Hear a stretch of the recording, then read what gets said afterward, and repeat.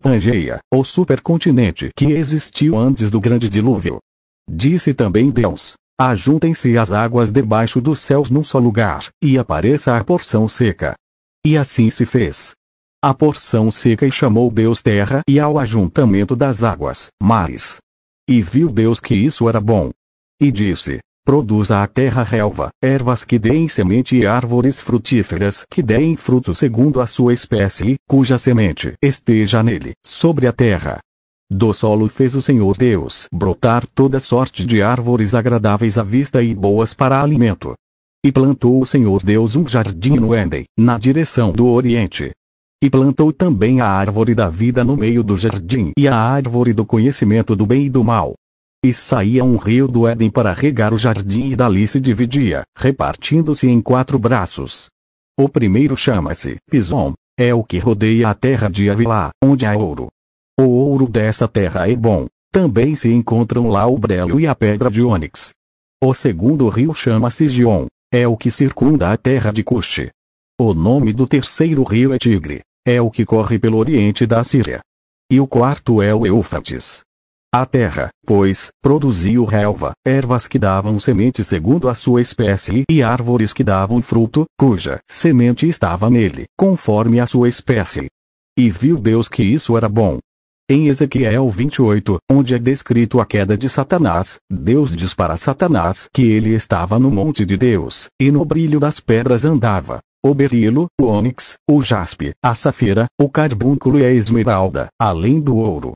Isso significa que o Éden era um lugar lindo com luz exuberante, cheio da presença do Deus Criador.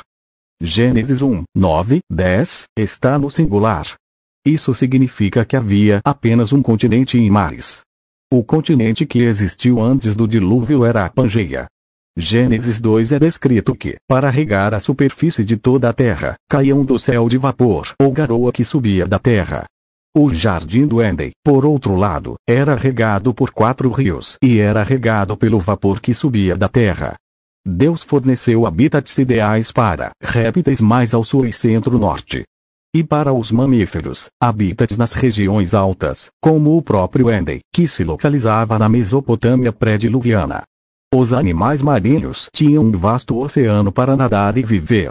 Mas também haviam mares rasos para répteis e peixes, além de animais semi-aquáticos. Haviam 3 oceanos na Pangeia: Pantalassa, Tétis e Paleo-Tétis. A terra surgiu da água, logo, haviam pequenos montes e vulcões. Fósseis de plantas e animais confirmam que a Antártida era um local tropical. Após sua expulsão do jardim, Adão e Eva saíram pela entrada principal do Éden, o lado oriental, guardado por querubins com espadas flamejantes. Isso significa que Adão e Eva viveram no Oriente. Também havia outra terra na Pangeia, a terra de Nod. Nod ficava ao oriente do Éden, onde surgiu a primeira civilização do mundo, fundada por Caim e seus descendentes. A cidade que Caim fundou era Enoque. Alguns colocam Nod no Irã ou Iraque. Flávio Jósefo escreveu o seguinte sobre a criação: no terceiro dia, ele designou que a terra seca aparecesse, com o próprio mar ao seu redor. E no mesmo dia ele fez as plantas e as sementes brotarem da terra. Na epopeia de Gilgamesh, nos é dito que havia cidades antes do dilúvio, que foram restauradas por Utnapishtim. Foi ele, Gilgamesh, quem alcançou por sua própria força Utnapishtim, o longe, que restaurou os santuários que o dilúvio havia destruído. Após o dilúvio, é provável que Enoque tenha sido posteriormente chamada de Eridu, como descrito na lista de reis sumérios. A Pangeia foi descrita por Moisés indiretamente em Gênesis. Depois, ele foi precedido por outros geólogos e escritores. Abraham Ortelius, um protestante, Antônio Schneider Pellegrini, Edward Suess, Roberto Mantovani, Frank Bursley Taylor e Alfred Wegener, eram os primeiros defensores da deriva continental. Pellegrini acreditava que o dilúvio foi responsável por quebrar a Pangeia, pela força da água subterrânea. Isso foi descrito em seu livro criacionista, A Criação e Seus Mistérios Revelados. Provas para a Pangeia incluem fósseis de plantas e animais encontrados em regiões diferentes, o quebra-cabeça entre os continentes, sais pré-cambrianos encontrados em todo o Oriente Médio e Índia, e o testemunho bíblico. Não apenas a Bíblia, mas também o Alcorão e o Zohar medieval judaico. O Zohar, escrito por volta de 1200, menciona a criação de um único continente e sua separação causada pelo dilúvio, criando 7 continentes. Noé pode ter construído a arca acima da cidade de Enoque. Noé precisava de madeira de cipreste e betume. Além disso, um supercontinente explica como os animais migraram até Noé. Durante o dilúvio, o Monte Ararat e os Himalaias, por exemplo, se formaram durante o dilúvio. Além do mais, vulcanismo intenso e terremotos destruíram essa massa de terra durante os dias de Noé.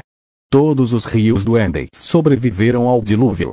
Não é de se admirar que Deus prometeu a Abraão que do Eufrates até o Nilo seria terra dos filhos de Israel. Então chegamos às seguintes conclusões.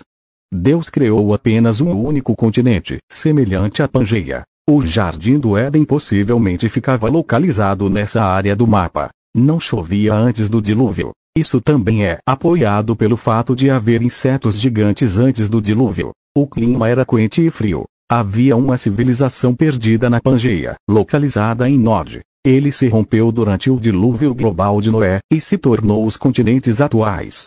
Havia também vegetações e campos para a agricultura. Além de minérios na superfície do Éden, e suas belas árvores. Essa era a incrível terra perdida que existiu antes do grande dilúvio.